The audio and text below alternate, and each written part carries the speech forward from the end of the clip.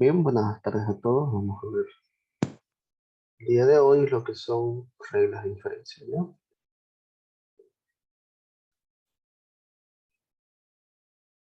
¿Qué son las reglas de inferencia? Antes que veamos las reglas de inferencia, vamos a hablar sobre lo que es una inferencia lógica, ¿no? Para realizar una inferencia lógica, lo que nosotros tenemos es lo siguiente. Cualquier tipo de inferencia lógica siempre va a tener premisas, ¿no? Premisa 1, premisa 2, un número determinado de premisas, ¿no? Y de todas esas premisas se infiere o se concluye, se deduce una conclusión, ¿ya? Todas estas aquí son premisas y Q es nuestra conclusión, ¿ya? Justamente estas inferencias tienen lo que son reglas que nos van a facilitar el momento de demostrar si estas inferencias son válidas, ¿no? Para que una inferencia sea válida, lo que se debería hacer es la siguiente verificación, ¿no? Deberíamos verificar que si esta es la forma de nuestra inferencia, que P1, premisa 1, P2, premisa 2 y sucesivamente hasta la última premisa implica Q. Y esto de acá es tautología. Habíamos visto que para que sea tautología, todo debería ser verdadero de este lado y el consecuente también debería ser verdadero. Así podemos afirmar realmente que esta es una inferencia o un razonamiento válido. Ahora, hacer esto todas, con todas las proposiciones es un poco tedioso, ¿no? Así que nos van a facilitar las reglas de inferencia, eh, los pasos que se tienen para que las premisas lleguen a una conclusión. ¿Ok? Entre esos pasos tenemos justamente las siguientes reglas. La primera regla se llama modus ponens o modus ponendo ponens. La abreviamos MP y nos dice lo siguiente. Si tenemos una condicional, P entonces Q, si afirmamos el antecedente, es decir, P, podemos afirmar el consecuente, ¿ya? Número 2, modus tollens o modus tollendo tollens, se abrevia MT, nos dice que si tenemos una condicional, negando el consecuente, se niega el antecedente, ¿ya? Una tercera regla es la mezcla de ambas, modus tollendo ponens.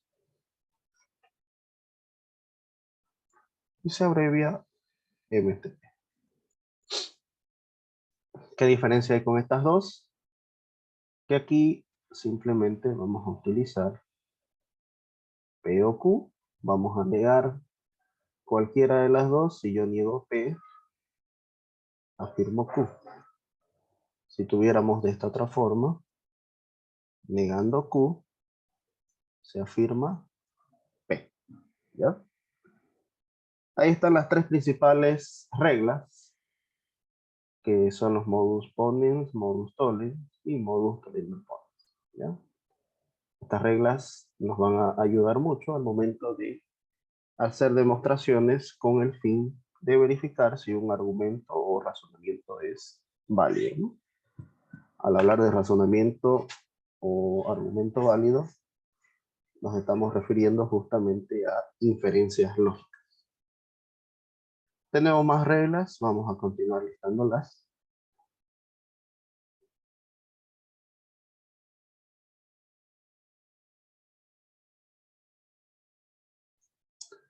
Entre ellas vamos a tener la siguiente. La regla 4. Esa regla 4 es la doble negación. ¿Ya? Doble negación. Se escribe DE. Y nos dice lo siguiente. La doble negación de cualquier premisa es una afirmación. O también, si tenemos una premisa, esta se puede negar dos veces. De esta forma. 5. Voy a meter por acá arriba. Tenemos lo que es la regla de simplificación. Simplificación. Su abreviación es S. ¿Ya? Nos dice si tenemos P y Q. Noten que aquí es una conjunción, ¿no? El operador es y. Podemos tomar cualquiera de las dos. Puedo tomar P, como también si tuviéramos P y Q, puedo tomar Q. 6. Tenemos lo que es la regla de adjunción. Es bastante parecida a la anterior, pero se las explico a continuación. Regla de adjunción. Se escribe A, ¿ya? Solamente A. Si tenemos dos premisas cualquiera, por ejemplo, una premisa P y una premisa Q, yo estas dos premisas puedo juntarlas en una sola y concluir de esta forma, P y Q, ¿ya? Ojo que deben estar presentes cada una de estas premisas. Lo único que hace la regla de función es juntarlas con el conectivo lógico AND o I. Se llama así, ¿no? El I o el AND.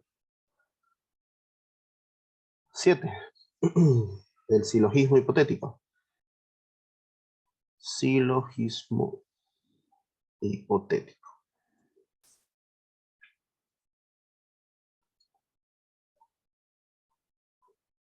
Se abrevia SH, silogismo hipotético. Es sencillo, tenemos dos condicionales, una P que llega a Q y una Q que llega a E. Lo que nos dice el silogismo hipotético es que con estas dos condicionales, si la una es antecedente del consecuente anterior, como en este caso, P entonces Q, Q entonces R, se puede afirmar de esta forma, P entonces R, ¿ya? De forma directa. 8. La ley de adición. LA.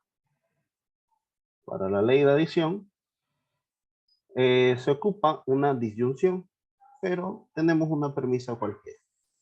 Por ejemplo, P.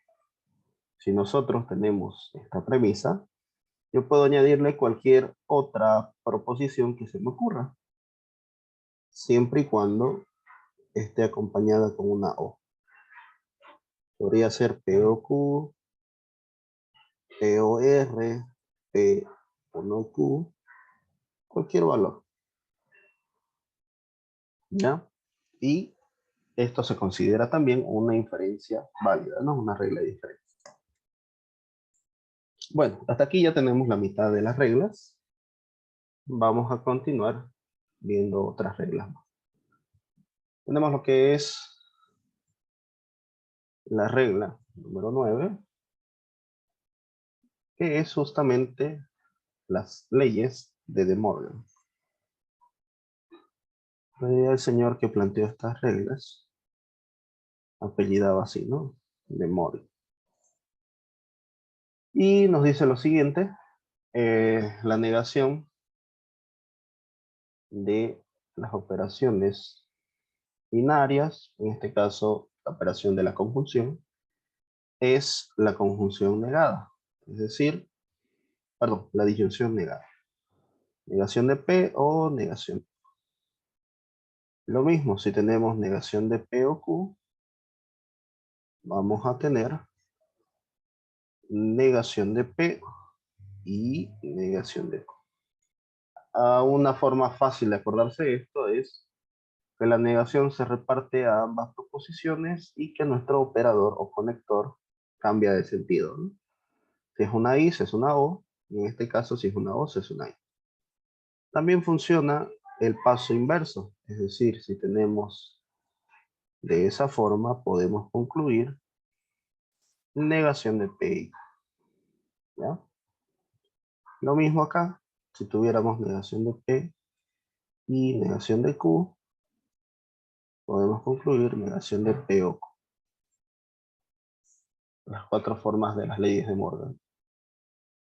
Como se abrevia LD. Leyes de Morgan. Número 10, tenemos lo que es la ley de simplificación disyuntiva.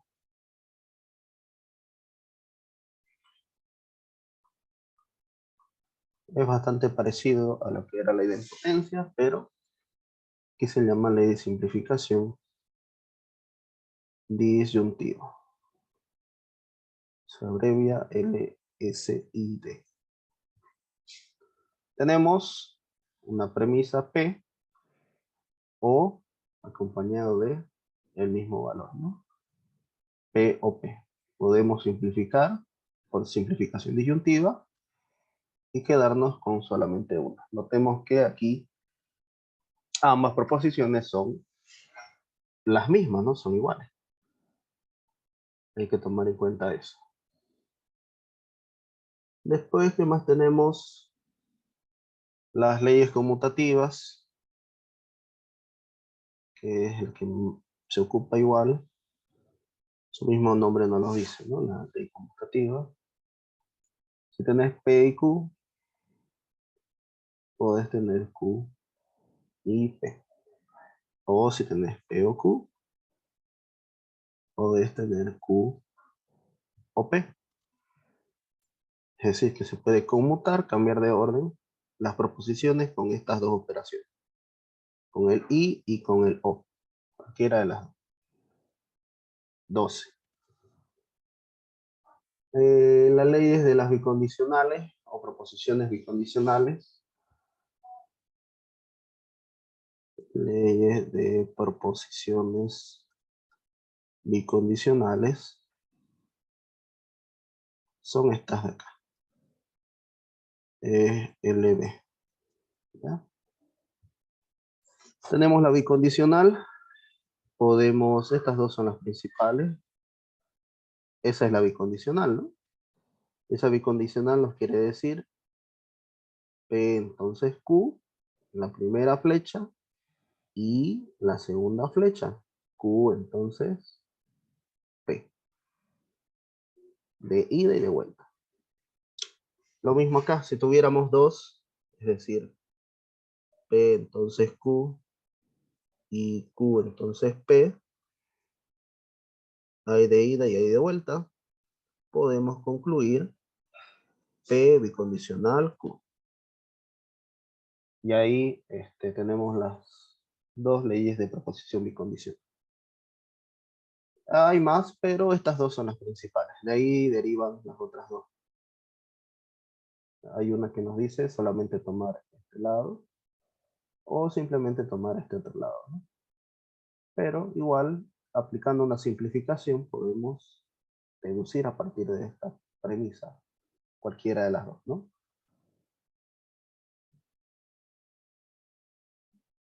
¿Qué más tenemos? 13.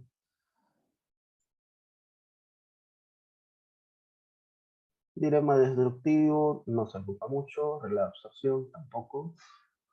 Y hay una regla que se llama regla de premisas.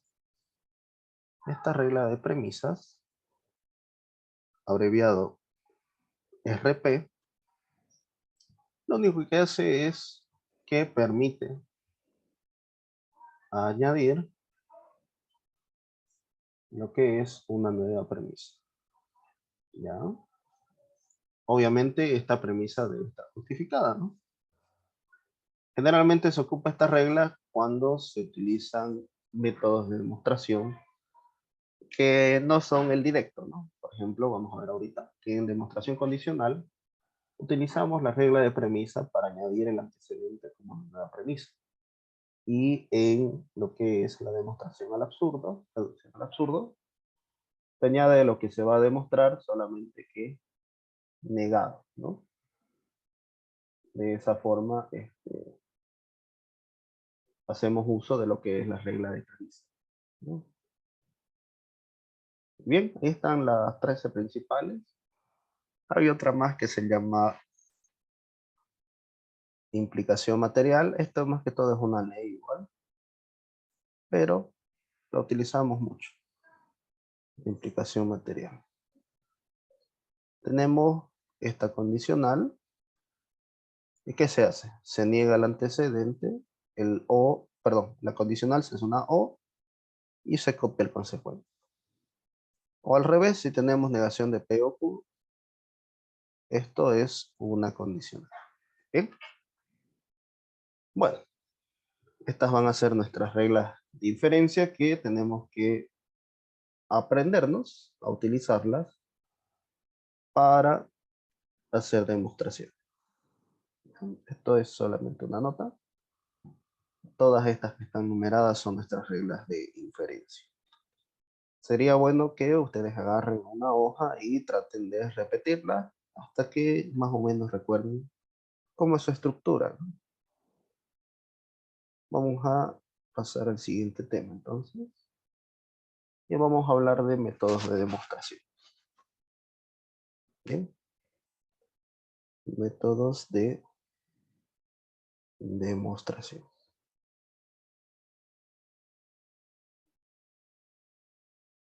¿Qué hacemos en lo que es métodos de demostración?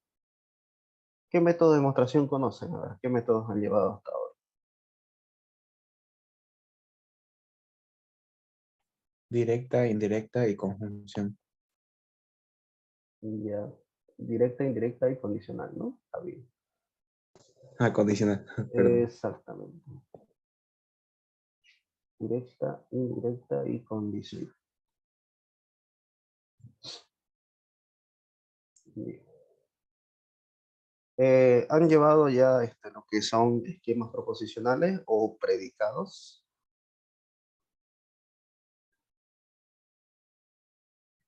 Para tratar de llegar a ese tema. Nos queda bastante tiempo todavía.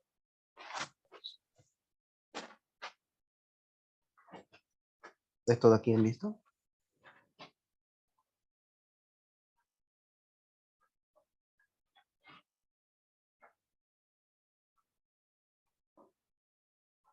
Eso es predicado. Es el siguiente punto de avance de la unidad 1, ¿no? Vamos a... Sí, Z1 ya lo vimos. De hecho, estamos en Bien. relaciones ahora mismo. Eso lo podría Vamos bien explicar. avanzado rápido, ¿no? Mañana vamos a entrar a conjunto con el grupo de las 8:30 y yo creo que terminamos conjuntos mañana. No es muy largo. Ya. Continuemos entonces. Vamos a ver. Demostración directa. Demostración condicional. Y lo que es la demostración indirecta. Hay esos tres modos o formas para hacer demostración. En el caso de la demostración directa, se hace una sucesión de inferencias. ¿Y cómo hacemos inferencia? Vamos a apoyarnos de lo que son las reglas de inferencia, justamente lo que hemos visto antes, Y también vamos a tocar lo que son alguna que otra leyes proposicionales.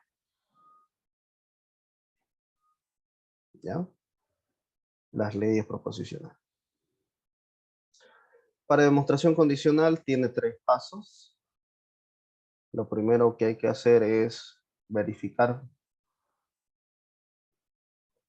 si lo que vamos a demostrar debe ser proposición condicional. Para demostrarse debemos tener una proposición condicional si queremos usar este método. De ahí el nombre, ¿no? ¿Cómo es la condicional? Es sencillo. Se tiene un antecedente, se tiene un consecuente y se tiene este operador. Vamos a explicar los pasos. Primer paso es afirmar el antecedente. Por eso justamente necesitamos un antecedente que sea demostración condicional. Vamos a afirmar el antecedente y lo que vamos a hacer es añadirlo como nueva premisa, ¿no? Regla de premisa. 2. Ahora el segundo paso consiste en hacer una demostración. Debo demostrar el consecuente. ¿Ya? Demostrar el consecuente a partir de todas las premisas, incluida la nueva premisa añadida, ¿no? Incluida el antecedente. Una vez realizado eso, el tercer paso es que por la regla de demostración condicional, vamos a afirmar que del antecedente se ha demostrado el consecuente. Y ahí termina la demostración condicional. ¿Ya? Bien. Después tenemos lo que es el método indirecto, también conocido como reducción al absurdo o absurdo directamente. Aquí no hay ninguna condición, se puede aplicar para cualquier tipo de proposiciones que queramos demostrar. No necesita ser condicional como el caso del anterior, puede ser cualquiera. Y lo que vamos a hacer es seguir esta serie de pasos. Lo primero que vamos a hacer es negar lo que se quiere demostrar. Si yo quisiera demostrar, qué sé yo, por ejemplo, P o Q, lo que yo voy a hacer es negar esto y añadirla como premisa. RP, ¿ya? Regla de premisa. Una vez que tenemos nuestra premisa negada así a propósito, lo que debería ocurrir es de que hay que demostrar una contradicción. ¿Qué es una contradicción? Sencillo, algo que siempre es falso, ¿no? Habíamos visto que P y no P siempre es falso, Q y no Q también siempre es falso, R y no R, P y R y, perdón, así, podría ser igual. Lo que está en paréntesis, uno afirmando y el otro negando.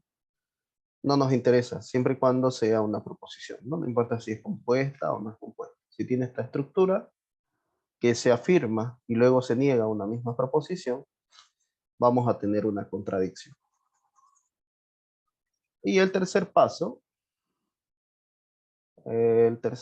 acá, justamente va a ser que por la regla de reducción al absurdo, se niega la premisa añadida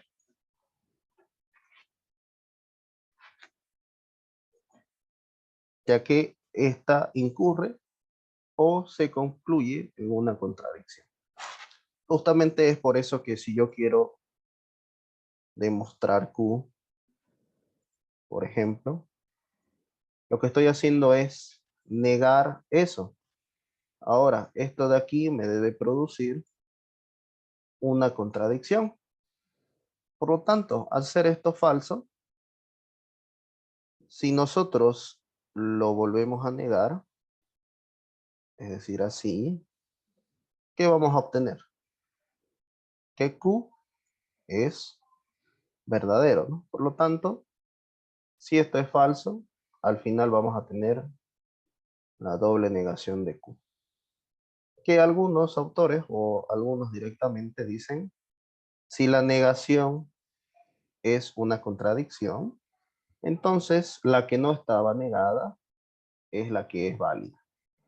Directamente. Absurdo. Reducción del absurdo. ¿Ya? Eso es lo que se hace para el absurdo. Básicamente, estamos diciendo que la negación de nuestra conclusión es una contradicción. Si eso ocurre así, significa que la conclusión original, sin negar, era válida, ¿no?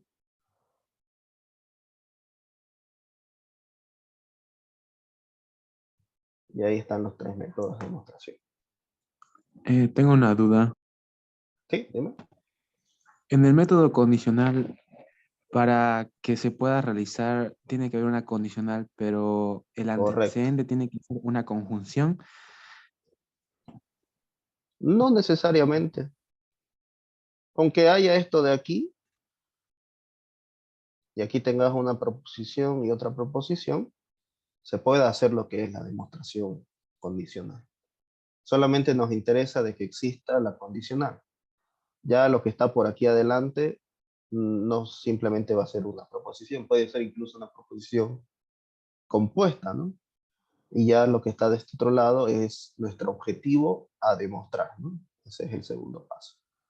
Lo único que nos interesa a nosotros es de que exista un antecedente, no importa qué forma tenga, y un consecuente, ¿ya? Esto lo vamos a utilizar bastante en lo que son demostraciones de conjunto, que, bueno, ahora he estado repasando con los otros grupos que ya han dado examen incluso ahora, ¿no? Y vamos a tratar de llegar a eso mañana, ¿ya? No es complicado. Lo que sí quisiera resaltarles es de que desde aquí es la base para las demostraciones posteriores, ¿no? Vemos demostraciones de proposiciones, de predicados, de conjuntos, de relaciones. Más adelante vamos a utilizar demostraciones en PIC, que son otro tipo de demostraciones, y justamente esto es como una base para entender cómo se hacen las demostraciones, ¿ya? Así que les recomendaría que traten de aprender bien estas reglas de inferencia. Bueno, una vez dicho los métodos de demostración, vamos a hacer algunos ejemplos que en otra hoja los vamos a copiar y vamos a probar lo siguiente.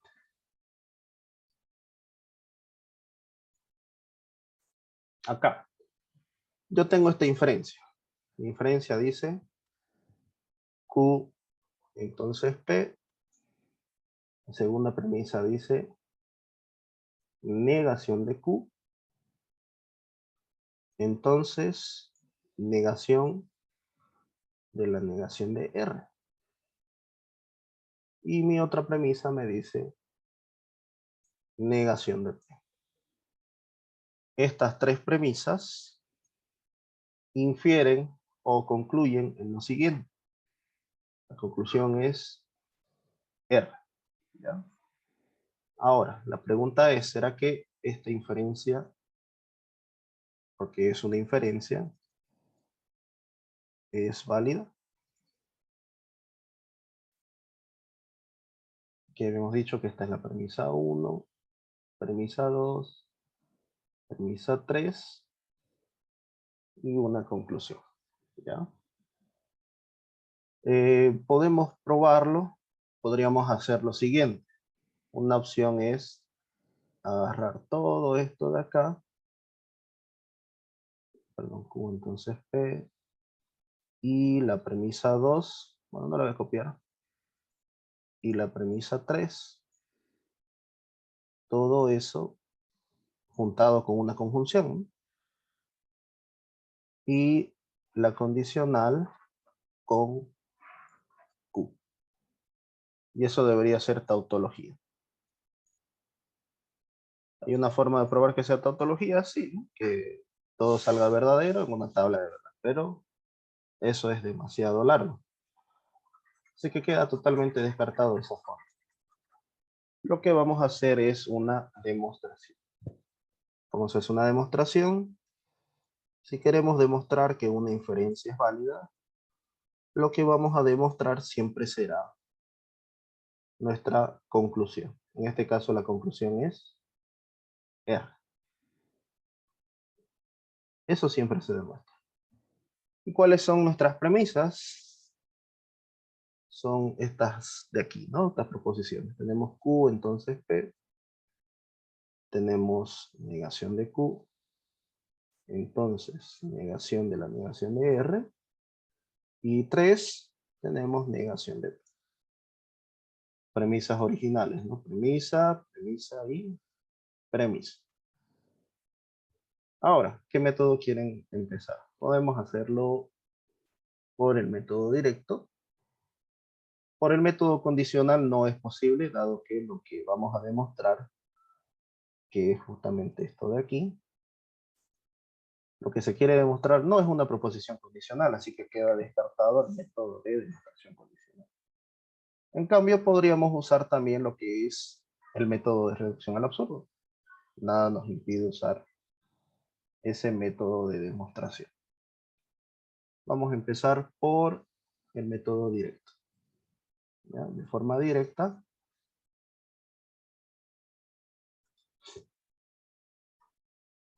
vamos a hacer uso de las reglas de inferencia. Esas reglas de inferencia lo único que hacen es que a partir de un número de premisas se obtiene o se concluye otra premisa más, ¿no? Y tenemos que hacer esto hasta encontrar la conclusión, usando reglas de inferencia, ¿no? Ese va a ser nuestro objetivo. ¿Bien?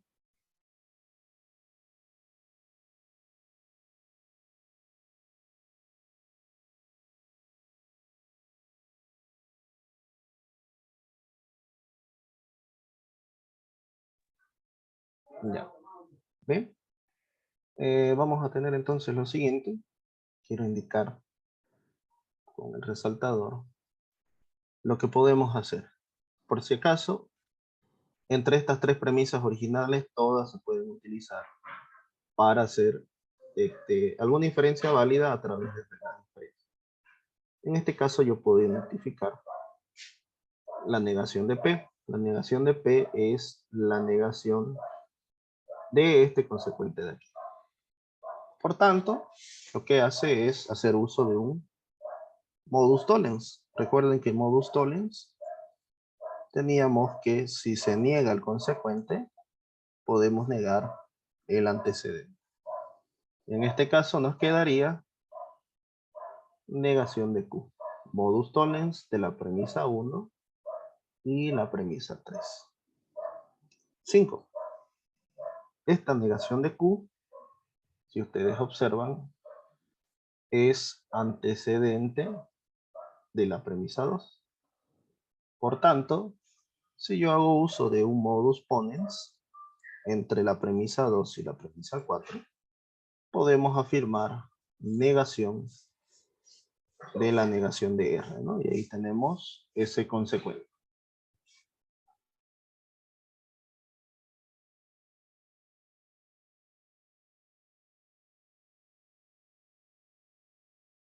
Con la premisa 5, a ver, ¿qué regla podemos utilizar con la premisa 5?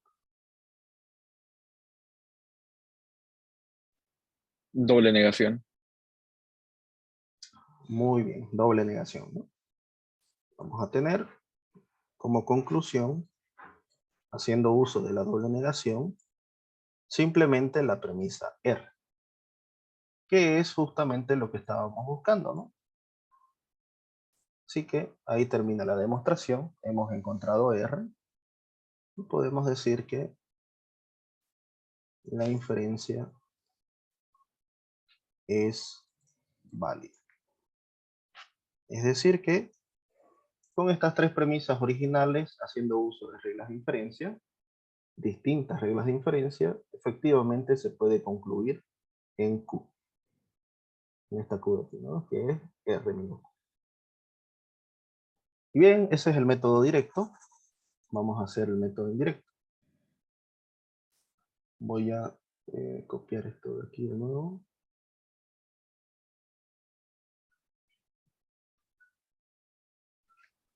A ver, ahí.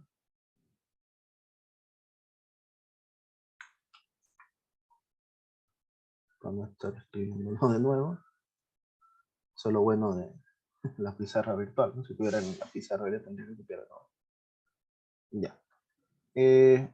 Vamos a tener entonces la demostración por reducción al absurdo. ¿Qué decía el reducción al absurdo o método indirecto? Que vamos a añadir una nueva premisa. Así que vamos a hacer regla de premisa. Y generalmente lo que hacemos es mostrar, haciendo una tabulación hacia la derecha, que estamos haciendo una subdemostración.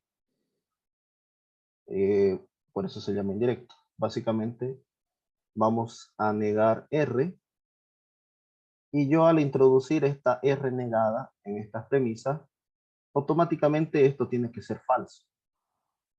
Si quiero demostrar que la original era verdadera. ¿Ya? Por eso se llama método indirecto. Negando lo que vamos a demostrar, tenemos que concluir que es una contradicción. Así que ese es el siguiente paso. Debemos encontrar una contradicción. Bien. Aquí yo quiero usar primero una doble negación para que se den cuenta de lo que vamos a tener. Tenemos negación de Q, entonces R. Ahora sí. 4 es la negación del consecuente de 5. Por lo tanto, yo puedo usar modus tollens, ¿no? Negando el consecuente, se niega el antecedente de 4 y 5. Y nos va a quedar de esta forma. Va a quedar la negación de la negación de Q. ¿Okay? Ahora, vamos a dejar de lado esa negación de Q y quiero utilizar esta de aquí. Tengo negación de P. Si yo tengo negación de P, y aquí tengo P, haciendo uso de modus tollens, ¿qué nos va a quedar? Lo mismo de hace rato, ¿no? Modus tollens de 1 y 3, nos va a quedar negación de Q. Ahora, para que esto se entienda mejor, voy a hacer una doble negación de la premisa 6. ¿Ya? Negación, negación, afirmamos Q. ¿Qué tenemos acá? Tenemos una proposición que está siendo negada y que después está siendo afirmada. Una contradicción. Ahora, ¿cómo sé que es una contradicción? Puedo utilizar lo que es la adjunción y nos va a quedar de esta forma. Q y no Q. ¿Ya?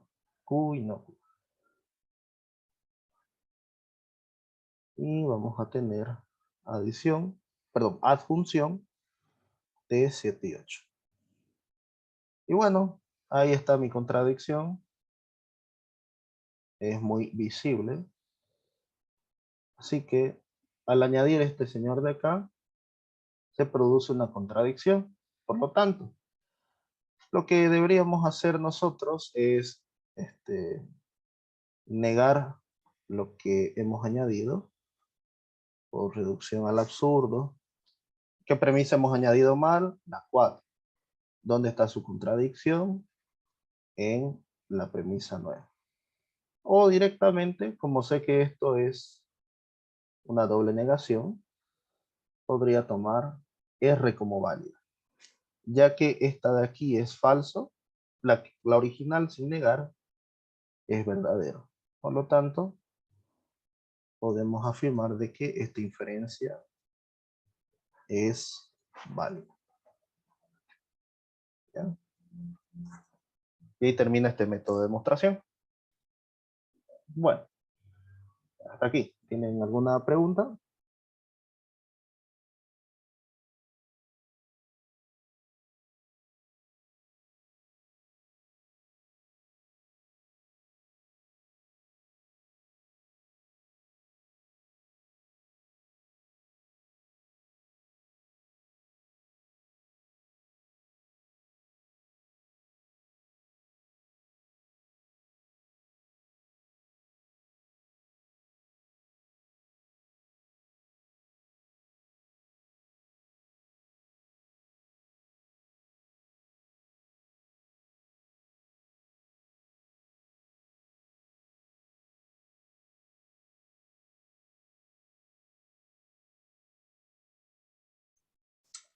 Bien, vamos a continuar entonces. Quiero hacer lo siguiente.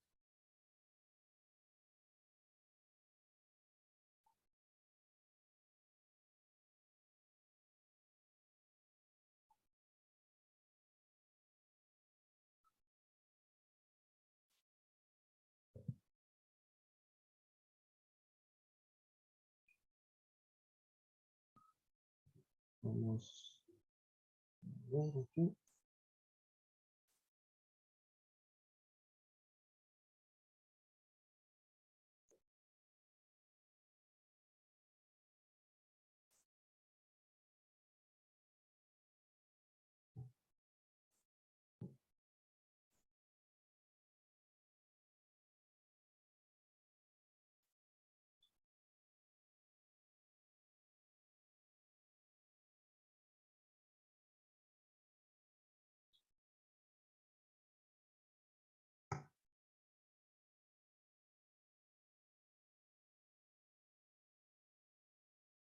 Bien.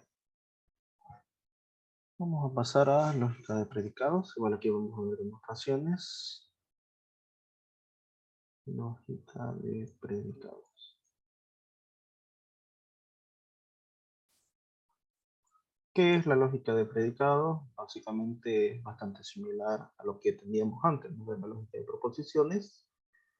Vamos a introducir nuevas variables, o mejor dicho, nueva simbología. Los predicados los vamos a representar por letras mayúsculas P, Q, R. Y vamos a hacer uso de variables, ¿no? X, Y, Z. Nótese que estas son mayúsculas. ¿Ya? Son mayúsculas. Después, los operadores y conectores siguen siendo los mismos. Vamos a tener los siguientes cuantificadores. Cuantificadores. ¿Ya? Tenemos el cuantificador universal.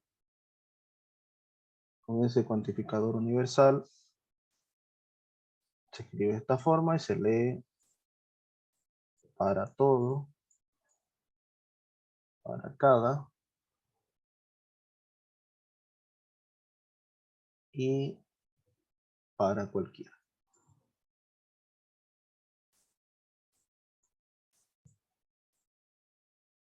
Si hablamos del cuantificador existencial, nos va a quedar así. Existencial de X, bueno, solamente existencial, y se lee existe, hay o hay al menos un.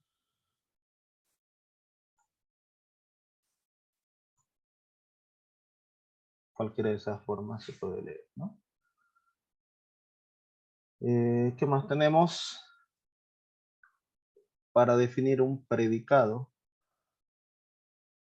en una variable, lo que se hace es lo siguiente. Tiene la siguiente estructura.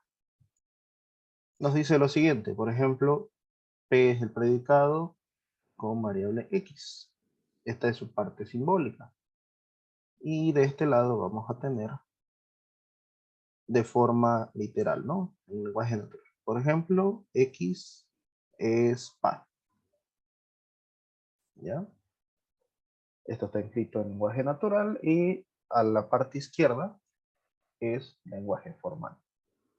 Y esto tiene una propiedad. El predicado en una variable o esquema proposicional en una variable, al reemplazar X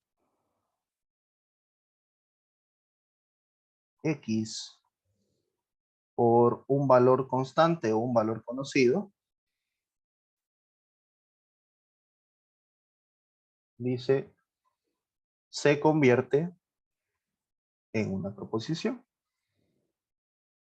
Así que yo, al reemplazar X, sé que esto se va a transformar en una proposición. Y si hablamos de proposición, estamos hablando del anterior tema, ¿no?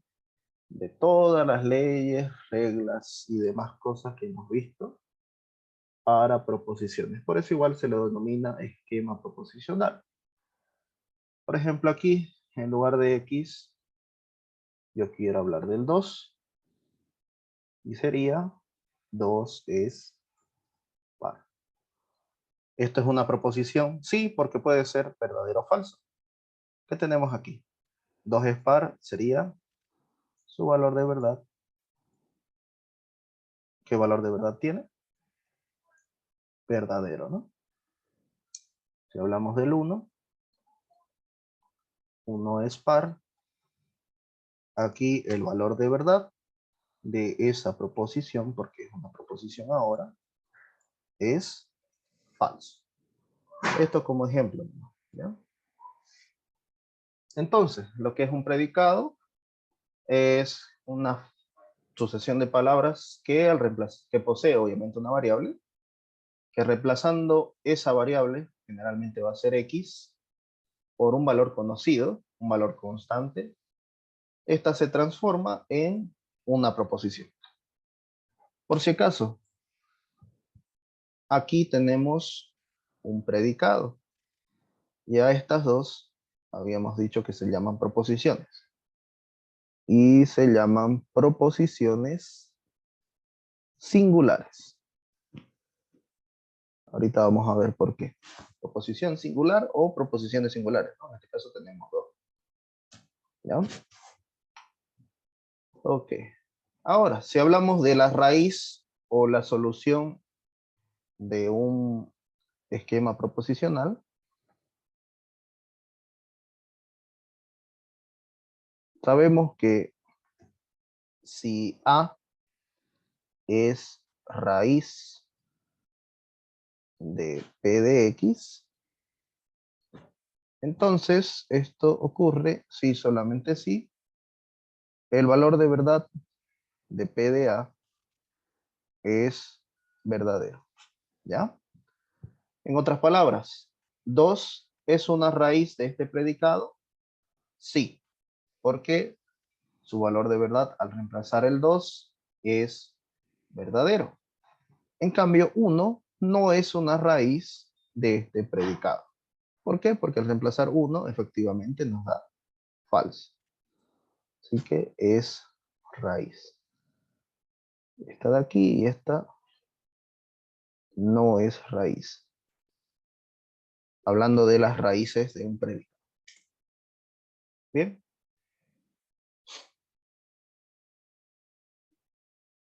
Tenemos las mismas operaciones. Si nosotros hablamos de operaciones y de cuantificadores, tenemos justamente lo siguiente aquí.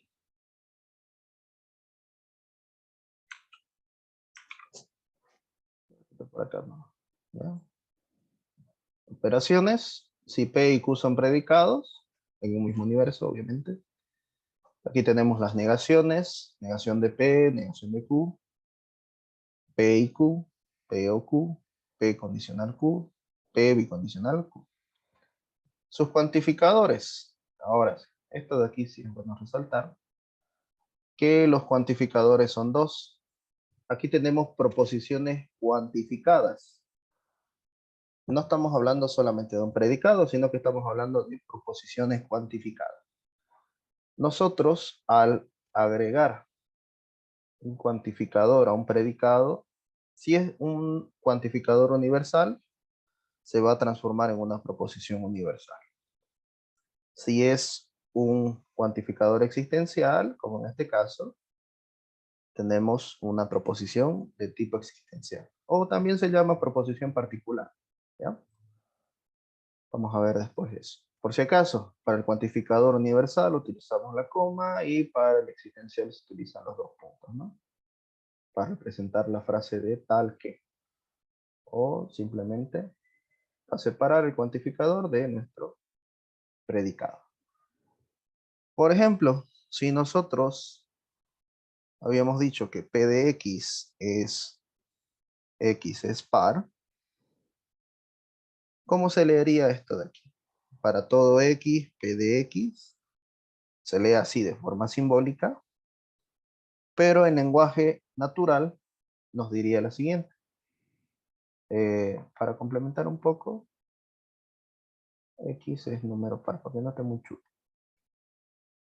Aquí sería todos son números pares. ¿Ya? Existencial de X sería existe un o al menos un número par. O aquí también se puede leer en lugar de todos cualquier número es par. ¿Ya? Es válido eso.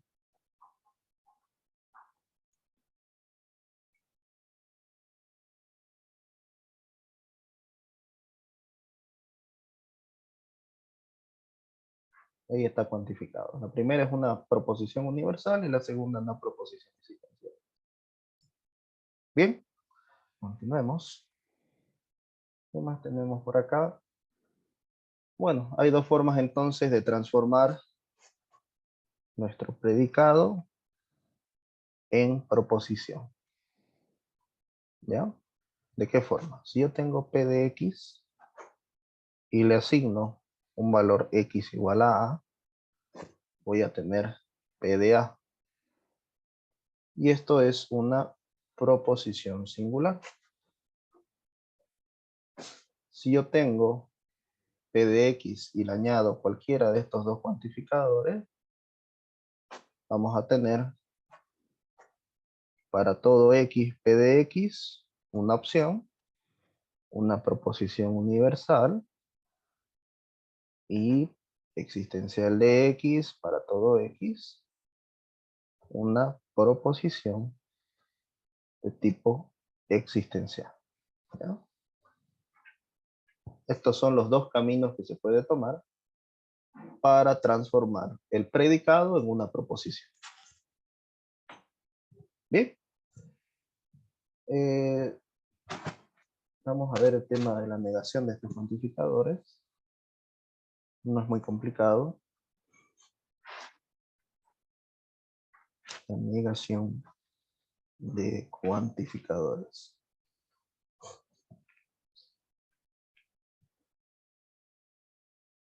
¿Ya? En el caso de la negación de cuantificadores, obviamente vamos a tener proposición. Si hablamos de la negación de una proposición universal, esa negación es equivalente a una proposición existencial, solo que la negación pasa con el predicado aquí adentro. Ahora, si tenemos la negación de una proposición existencial, vamos a tener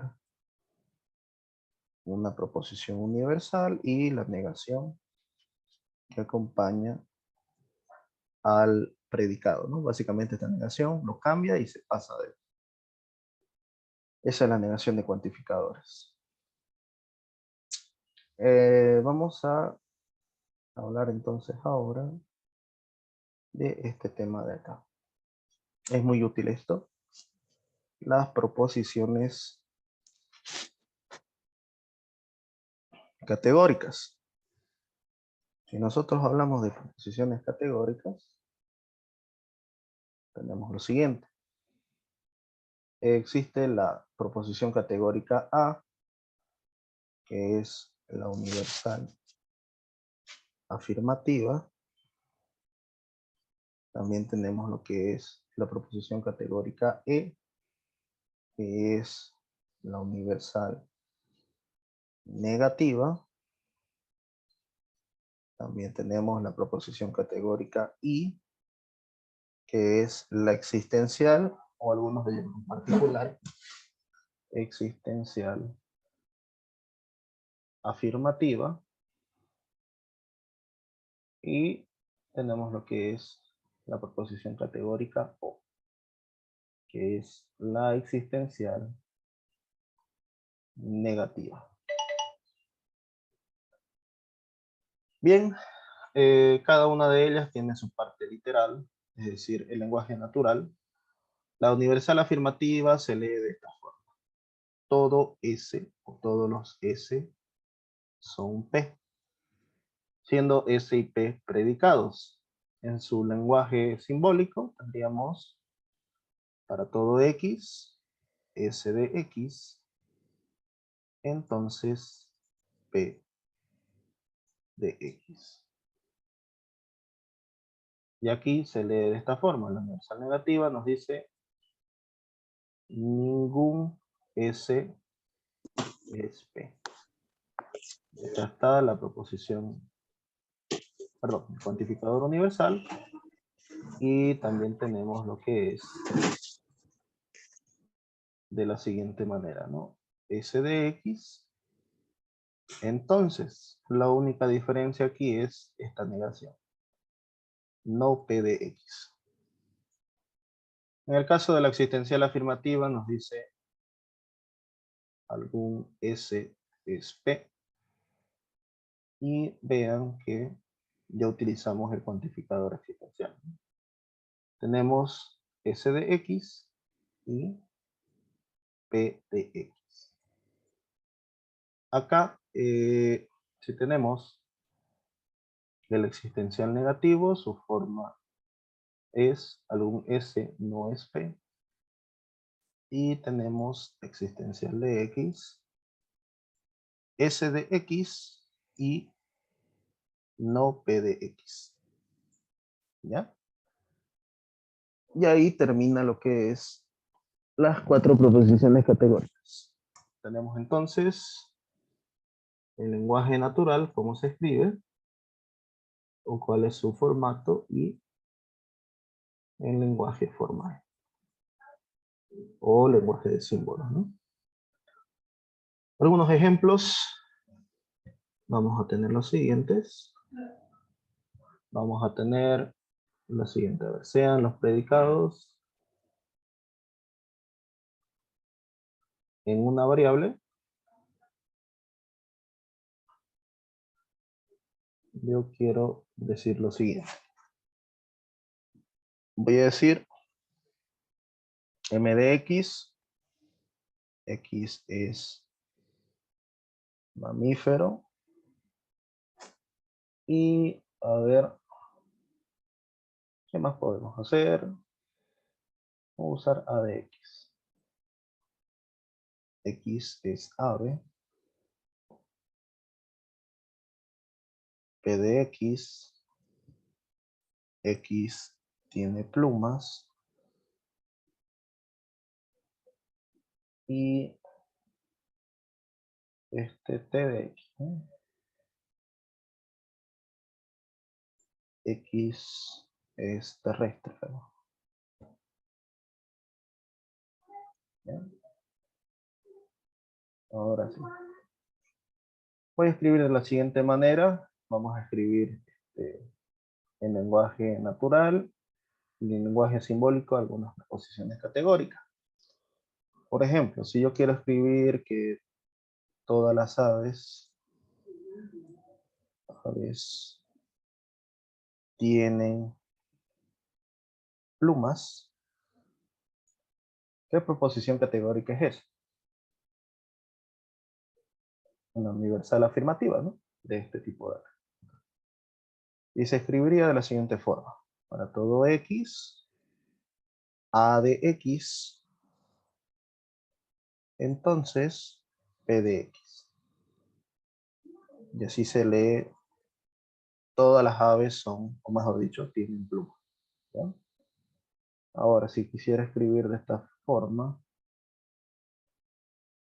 todos, o bueno, de esta forma, algunos mamíferos son terrestres.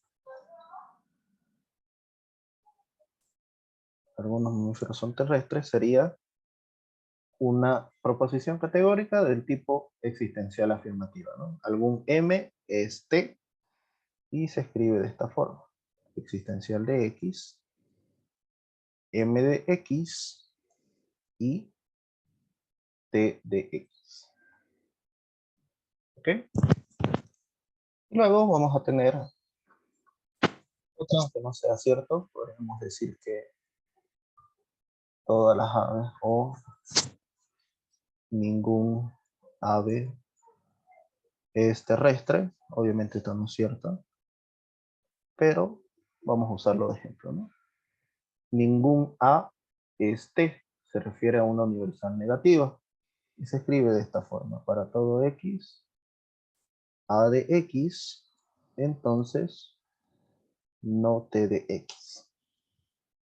¿Ya? Por último, voy a decir que algunas aves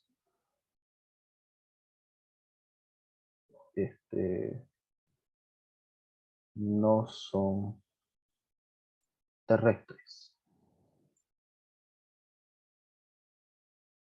Y esto se escribe de esta forma, ¿no? Existencial negativa. Algún S no es T, algún A. Existencial de X, A de X y no T de X. Algunas aves no son terrestres. Y ahí tenemos un ejemplo de cada una de las proposiciones categóricas. ¿Bien? Ok, ya no nos queda mucho tiempo.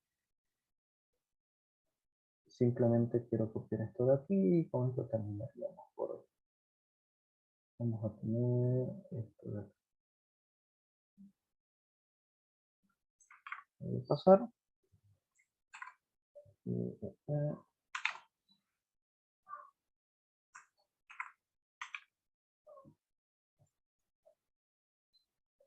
Justamente si nosotros hablamos de lo que son predicados, también tiene ellos 4 reglas de inferencia que son para proposiciones cuantificadas, ¿no? Y son estas 4 de aquí. Tenemos lo que es la especificación universal, que consiste en transformar una proposición universal en una proposición singular. Ya sea dándole un valor específico de X o simplemente dejándolo como X. ¿Ya? Cualquiera de los dos es válido. Su paso inverso sería la generalización, que consiste en llevar una proposición singular a una proposición universal. Y tenemos la versión con el existencial, ¿no? La especificación consiste en llevar una proposición existencial hacia una proposición universal, perdón, hacia una proposición singular, y aquí es al revés, ¿no? En el caso de la generalización, partimos de lo específico a lo general. Es decir, de una proposición singular hacia una proposición existencial. ¿Bien? Lo único que diferencia de esto de aquí es la U. La U indica universal y la E indica existencia. Y ahí estarían esas nuevas 4 reglas de inferencia para proposiciones cuantificadas. ¿Ok? Y bien, con esto vamos a finalizar por el día de hoy. Y de mañana vamos a ver conjuntos y alguno que otro ejercicio con esto.